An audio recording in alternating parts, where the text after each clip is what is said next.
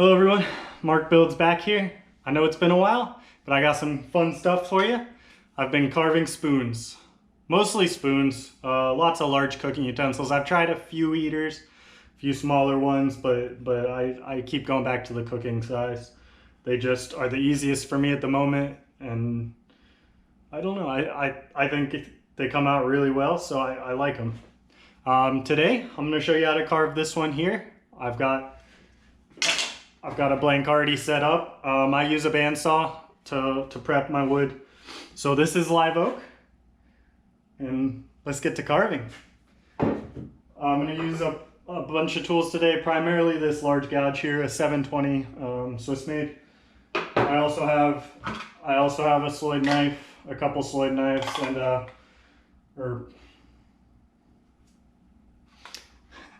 also have a couple hook knives I use for finishing. Sloyd knife for tight spots that the bandsaw can't get, but primarily I rough everything out with a gouge and a bandsaw, and then do some finishing work on a belt sander and with the knives. So I think I've learned enough at this point to show you guys how I do this. So let's get started. Should be a lot of fun.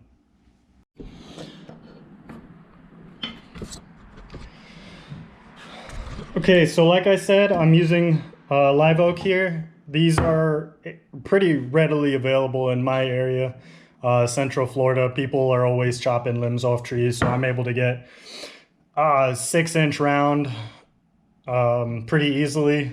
Sometimes I get bigger, sometimes smaller. So it just depends on the size of wood, what size spoons you can make. Splitting this sucks. I split it basically just enough to get it on a bandsaw. Unfortunately, I only have a little 9-inch bandsaw, which we'll be using today. So I can only get about 2 3/4 square chunks, which for most of what I've done so far works. Like you can see here, this is a pretty big spoon. So I'm able to make that work. Primarily on the shallower spoons, I'm using this 720 gouge. I do have an 810. And for deeper stuff, I have this hook. I've been trying to get larger hooks, but they're just not available at the moment. And then I have, this was my starter hook knife. You know, I think 30 bucks, Beaver Craft maybe, I don't remember. And then more recently, I bought some from Pinewood Forge. So this is one of their hook knives. I love this thing, super sharp. And then their larger Sloyd, which is also a lot of fun to work with. So let's get to roughing this spoon out. I'll start by drawing on the lines that I'm going to work to. Okay, a few things to note here. I'm going to avoid, obviously, that knot. It's the only one I can specifically see at the moment. There's one right there. That's a little low for us to worry about. Live oak, at least the stuff I get, has tons of knots. This is the pith, the bottom portion of it. I think we're okay here. You can see the weird grain in live oak of this size. It just goes everywhere, so you work with it as you can. So anyway, I think we're okay. I'm gonna keep it to this side because of this. And let's get to drawing.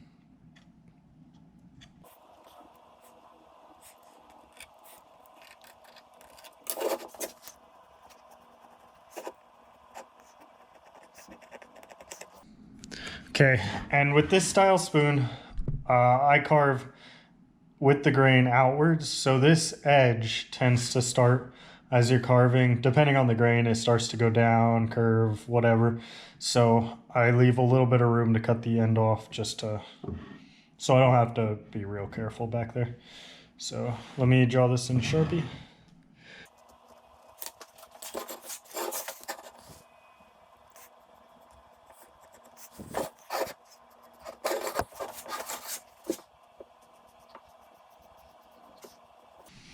Okay, and just some guidance on where about I think the handle will start.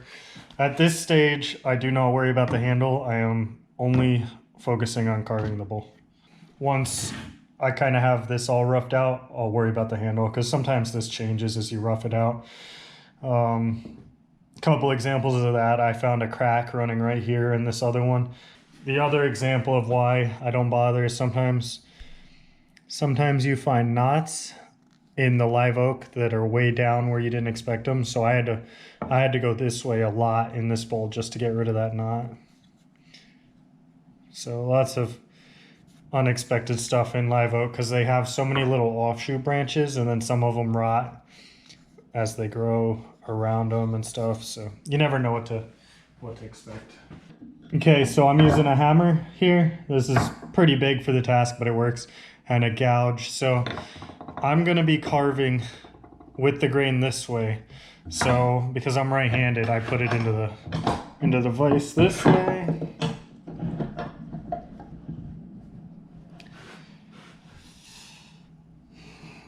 Just get it good and tight, because at this stage we're taking some pretty big chunks out, going like that. So, all right, I'm gonna sharpen this, make sure it's good and sharp, and then we'll get started.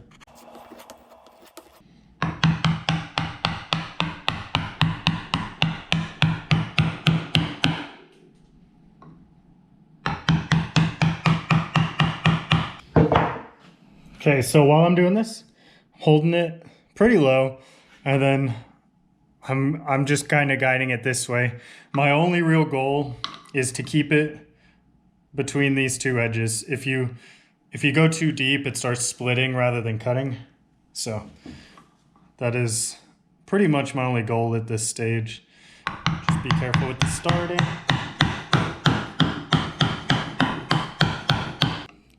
Just be a little more careful following the line as I get over towards the edge. That's good enough for this stage.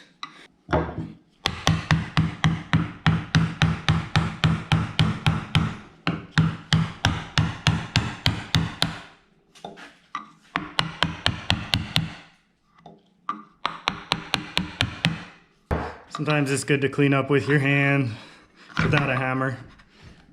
You just have a little bit more control. Sometimes the hammer gives you more control. Just depends on how much you're taking off.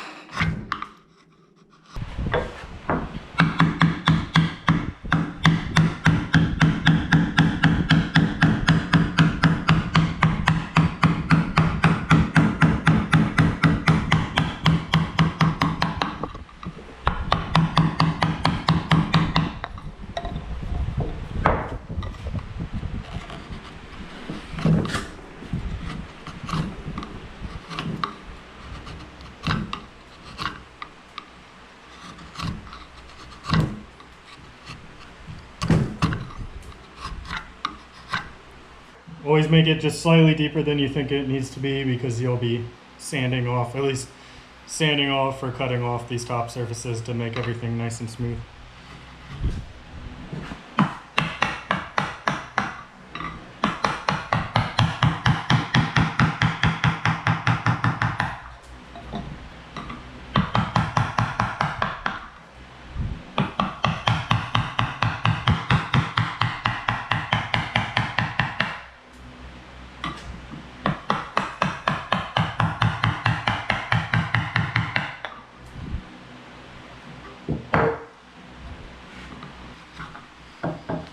Alright, so this is coming along pretty well. You'll see me constantly feeling it with my fingers, is because the way the light is, you can't always see everything, but your fingers can feel everything. So you can get it pretty flat with just by doing this and then getting the high spots. Like I feel a high spot right there. Now it's gone. This is the fiddly part of the project, but it's important to get right, so just take your time. It'll be worth it. All right, and at some point you call it good because you start chasing your tail. You take off one ridge and make more. All right, so at this stage now I take it off, and we'll just check and make sure it looks round from the end. Like I've got a high spot right there, I see. So we'll just quickly get that.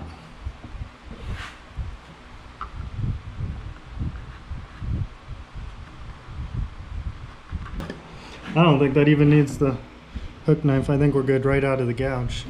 So awesome. Okay, so in my opinion, that's the most fun part of this thing. I love the hand carving the bowls. And I'm sure I would love hand axe work, but I just, it's a huge learning curve. So we're gonna bandsaw this one for now, and I'll work on my hand tools in the future. But so main goal here is to keep this straight. So it should end a little bit to the left, it looks like. So let me start drawing. So live oak is really dense and pretty strong compared to other woods I've worked with. It's good in terms of strength. You can cut your stuff pretty thin really, but it does mean you're gonna have to sharpen your tools a lot. I run through bandsaw blades pretty quick. What we're also gonna do is do the side, and then we'll pull it up. Okay, so I replaced the bandsaw blade and I went to start, but you can see here, I don't have a good edge to lean against. It wants to sit about there, right? And that's mostly on this end because there's nothing much on this end. So I need to plane it just a little bit so that it sits flat. And I don't accidentally, what I don't want to do is cut it straight like that and start cutting into the bowl right there. So it would cut like that. You want to kind of foolproof this. You don't want to get this far and mess up from something stupid like that. So just throw it in the vise, and I need to use that. This is my reference. I want to be careful because I'm starting to get into the bowl here. So let's see. Yeah, much better. I should be able to work with that now. All right, let's take this to the bandsaw.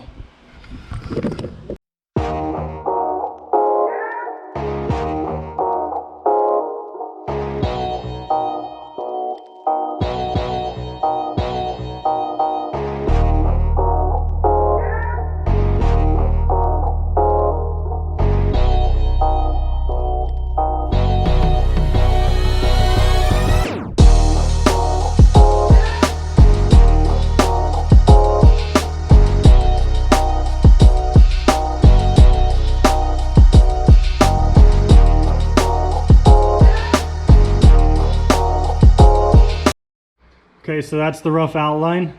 So now what I'm gonna do is I'm gonna hold this on the bandsaw and chop off these corners and just get this a little bit closer so the sander doesn't have quite so much work.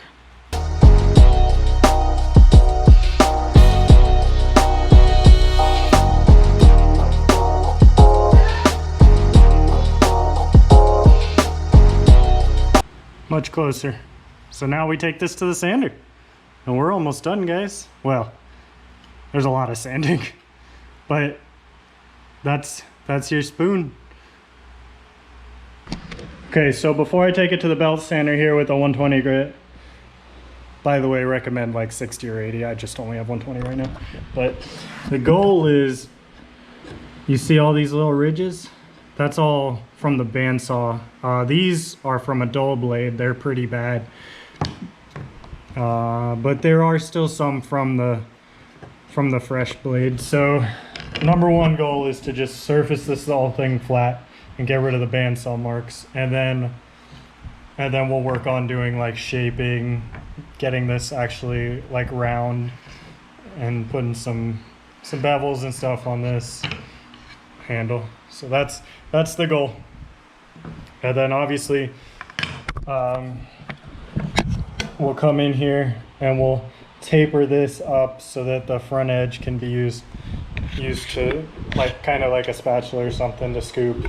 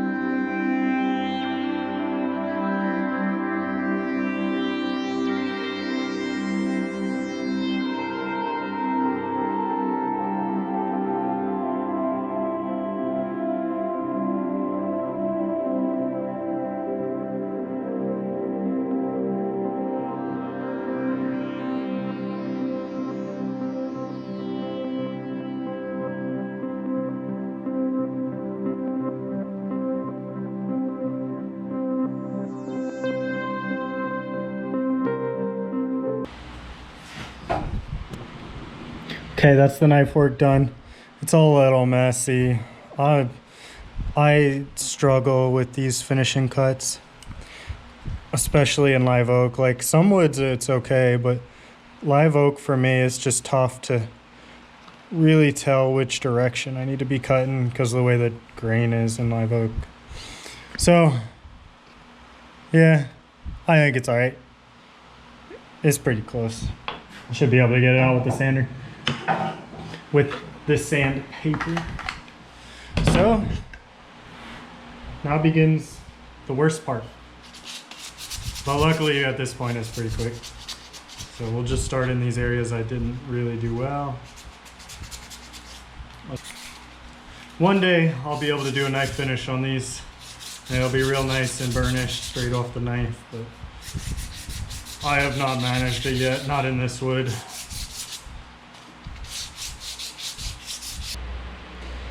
All right, and just like that, I have 2 spoons ready for finish. I'm just gonna let them dry just a touch. And yeah, I'd say these are good to go. So I'll bring you guys back when I put the finish on them.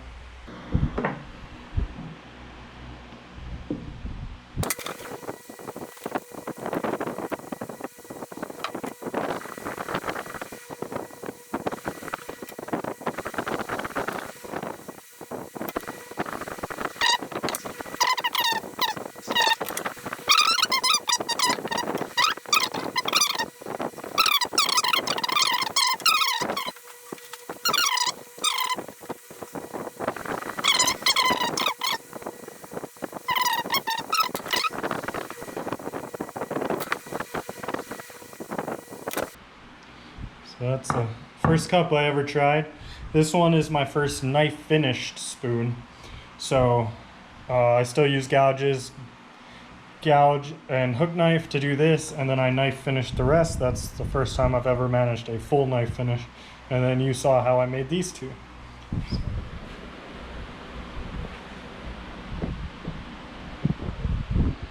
One of these handles came out thicker than the other. You know, there's always variations here.